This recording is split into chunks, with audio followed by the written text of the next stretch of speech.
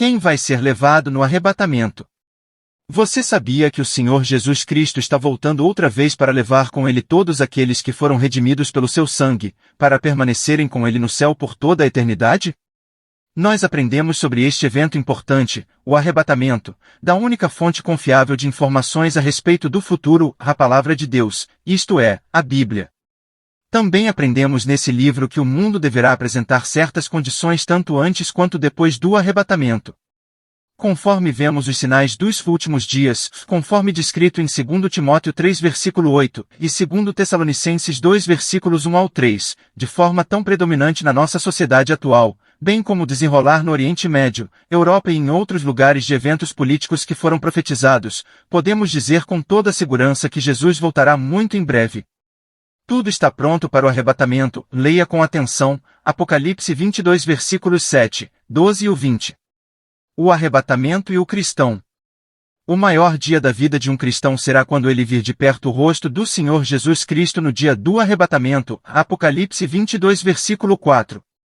Ele será transformado, para ser semelhante a Cristo, 1 João 3 versículo 1, 3, livre para sempre do pecado e de todos os seus efeitos, Apocalipse 21 versículo 4.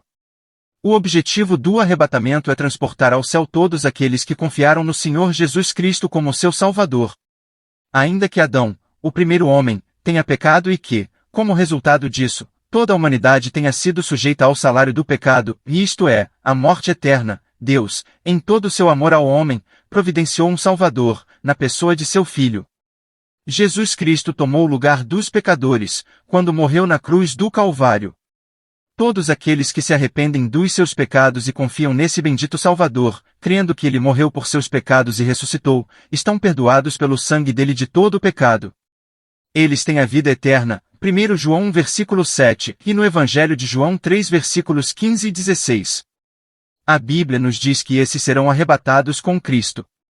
O mesmo Senhor descerá do céu com alarido, e com voz de arcanjo, e com a trombeta de Deus, e os que morreram em Cristo ressuscitarão primeiro, depois, nós, os que ficarmos vivos, seremos arrebatados juntamente com eles nas nuvens, a encontrar o Senhor nos ares, e assim estaremos sempre com o Senhor. 1 Tessalonicenses 4 versículo 16,17. Existem muitas outras passagens que contam mais a respeito desse evento maravilhoso, reservado para os que confiam em Cristo, como João 14 versículos 1 ao 3 e 1 Coríntios 15 versículos 51 ao 56.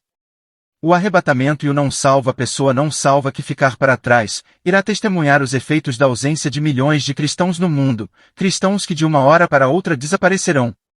Além disso, de acordo com a profecia bíblica, por 7 anos após o arrebatamento, a terra passará por tempos terríveis, a tribulação.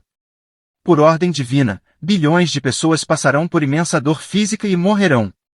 Ainda que seja verdade que muitas pessoas que nunca ouviram falar do Evangelho antes do arrebatamento serão salvas durante a tribulação, Apocalipse 7 versículos 9 ao 14, a Bíblia diz que todo aquele que se recusa a aceitar Cristo agora, antes do arrebatamento, incluindo você, caso rejeite esta mensagem, receberá a operação do erro, para que creiam a mentira, para que sejam julgados todos os que não creram a verdade antes, tiveram prazer na iniquidade, 2 Tessalonicenses 2 versículos 10 ao 12. No final das contas, todos os incrédulos terão de ficar diante de Deus no julgamento final e experimentarão a morte espiritual eterna, quando forem lançados no lago de fogo, Apocalipse 20 versículos 11 ao 15 e capítulo 21 versículo 8. O arrebatamento e você. E então, o arrebatamento será o melhor dia da sua vida ou será apenas o começo de tempos de terror e sofrimento, que durarão por toda a eternidade? Depende da sua escolha, de confiar ou não no Filho de Deus, João 3 versículo 36. A questão mais importante, a qual você deve ater-se, não é a organização da sua herança ou a construção de um abrigo subterrâneo, e sim seus preparativos para encontrar-se com Deus, precisando para isso receber a salvação gratuita que Ele lhe oferece, antes que seu juízo divino recaia sobre esta terra, Apocalipse 6 versículos 12 ao 17. O dom gratuito de Deus é a vida eterna, por Cristo Jesus nosso Senhor. Romanos 6 versículo 23. Pela graça sois salvos, por meio da fé, e isso não vem de vós, é dom de Deus. Não vem das obras, para que ninguém se glorie.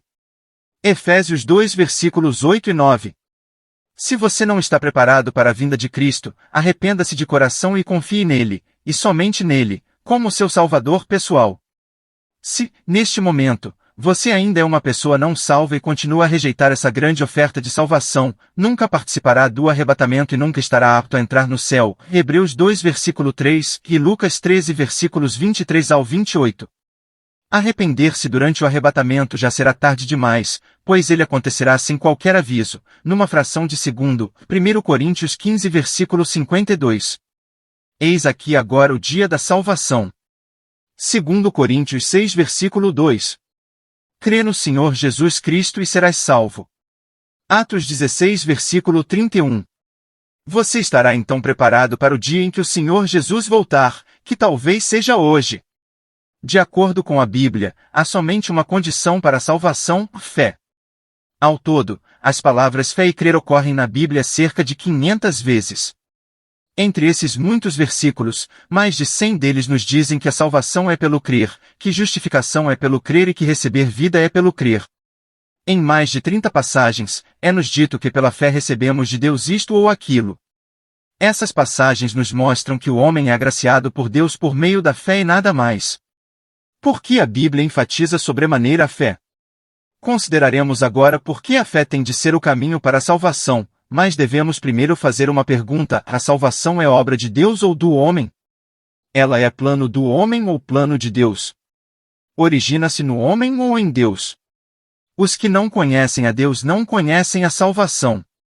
Somente os que conhecem a Deus conhecem a salvação de Deus. Os que conhecem a Deus devem admitir que foi Deus que iniciou a salvação. Foi Deus que a planejou e cumpriu esse plano. Como mencionamos antes, todas as coisas são feitas por Deus. Do nosso lado, nada temos a fazer, exceto crer. Por que temos de crer? Porque a redenção foi cumprida por Cristo. Deus torna o método da salvação tão simples para que todos possam obtê-la. Eis porque ele exige somente fé. Se a salvação vem de Deus, é necessário que seja universal. Se a salvação de Deus fosse apenas para determinado grupo de pessoas, Deus seria parcial. Se o caminho da salvação de Deus exigisse algo de nós, esse algo se tornaria um obstáculo para a nossa salvação. Se houvesse a simples exigência de que o homem teria de esperar 5 minutos antes de ser salvo, até isso diminuiria grandemente o número de salvos no mundo. Muitas pessoas não têm nem mesmo 5 minutos para esperar. Deus não poderia exigir sequer justiça perfeita. Se ele exigisse justiça em apenas uma coisa, talvez você pudesse cumprir essa justiça, mas centenas de milhares de pessoas na Terra poderiam não ser capazes de fazê-lo. Se esse fosse o caso, a salvação não seria tão simples. Você não tem de fazer coisa alguma, pois Deus já fez tudo em seu Filho. Ele lidou com os nossos pecados em seu Filho. O Filho de Deus levou todos os nossos pecados. O que cobra o pagamento tornou-se o que paga. O que foi ofendido tornou-se o que sofreu pela ofensa. O juiz tornou-se o réu.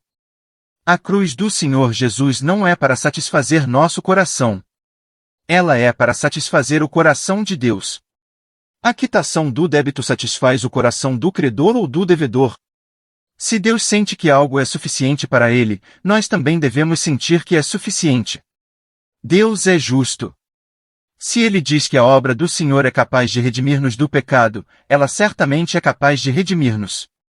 É irrelevante você pensar que tal obra é suficiente ou não. O que importa é que Deus acha que tal obra é suficiente. A questão não é apenas se o valor foi pago ou não. O que importa é se o credor considera o valor pago ou não.